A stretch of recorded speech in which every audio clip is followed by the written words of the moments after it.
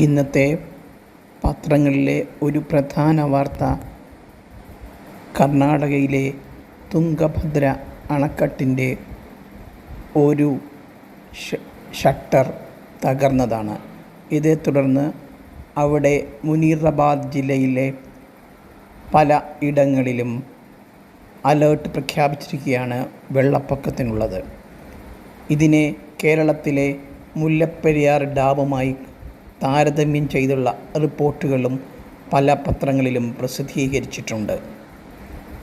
കഴിഞ്ഞ ദിവസങ്ങളിലുണ്ടായ വലിയ മഴയെ തുടർന്നാണ് മിനിഞ്ഞാന്ന് രാത്രി 10:50 ഒരു ഷട്ടർ തകർന്നത്.